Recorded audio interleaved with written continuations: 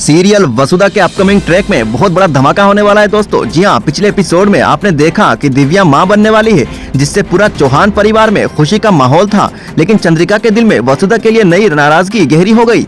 आज के एपिसोड में दोस्तों सुबह सुबह दिव्या अपने रूम में अकेली बैठी हुई थी, ख्यालों में खोई थी। उसका हाथ अपने मां बनने वाले पेट पर थे और आंखों में एक अजीब सी चिंता थी।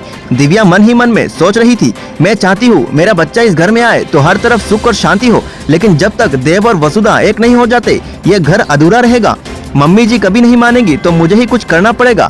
वो अपने आप से एक फैसला करती है। उसकी आंखों में एक नया हौसला था दोस्तों। शाम को पूरे हवेली में मेहमान आने वाले थे, क्योंकि चंद्रिका ने दिव्या के मां बनने की खुशी में एक छोटा सा गेट टुगेदर रखा था। हर तरफ रोशनी, फूल और शंख की दीवानी हर हवेली में घूम रहा था। इसी दौरान दिव्या चुपके से वसुधा को अपने कमरे में बुलाती है। वसुधा, दिव्या ने प्यार से कहा, तुम्हें पता है ना, तुम देव की एक दूसरे के लिए बने हो। तुम्हारी आंखें सब कह देती है। तुम दोनों एक दूसरे से मोहब्बत करते हो, लेकिन खुद से कहने से डरते हो। वसुधा ने थोड़ा झिझक के कहा, दिव्या मैडम, मैं देव से प्यार करती हूँ, लेकिन चंद्रिका माँ कभी मुझे स्वीकार नहीं करेंगी। मैं उनकी खुशी के खिलाफ नहीं जा सकती।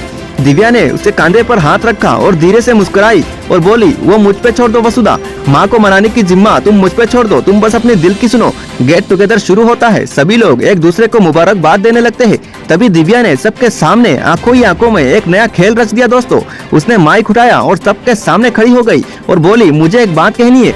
सभी लोग उसकी तरफ देखने लगे, चंद्रिका भी। दिव्या ने गहरी सांस ली और कहा, जैसे कि आप सब लोग जानते हो, हमारे घर में एक नन्हा मेहमान आने वाला है, लेकिन उससे भी बड़ी एक खुशी है जो मैं आप सबके सामने बांटना चाहती हूँ।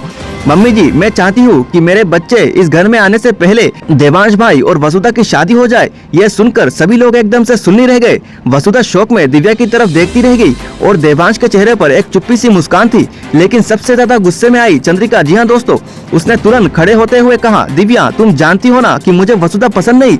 तुमने मेरी मर्जी के बिना ऐसी बात कैसे कह दी? दिव्या ने पूरे विश्वास के साथ जवाब दिया, माँ जी, आप चाहे कुछ भी कहे, लेकिन मैं जानती हूँ कि देव और वसुधा एक दूसरे के लिए बने हैं। अगर आप उनकी शादी नहीं होने देंगे तो ये घर कभी पूरा नहीं होगा, और मैं अपने बच्चे को एक अधूरे घर में पैदा नहीं करना चाहती। सभी मेहमान और घर के लोग दिव्या की बात सुनकर चुप हो गए। कैमरा जूम करता है चंद्रिका के चेहरे पर। उनकी आंखों में गुस्सा, दुख और उलझन साफ दिख रही थी। और दूसरी तरफ देवांश वसुधा की तरफ प्यार भरी नजर से देख रहा था, जैसे कह रहा हो, बस एक हाँ बोल दो वसु, मैं दुनिया से लड़ जाऊंगा।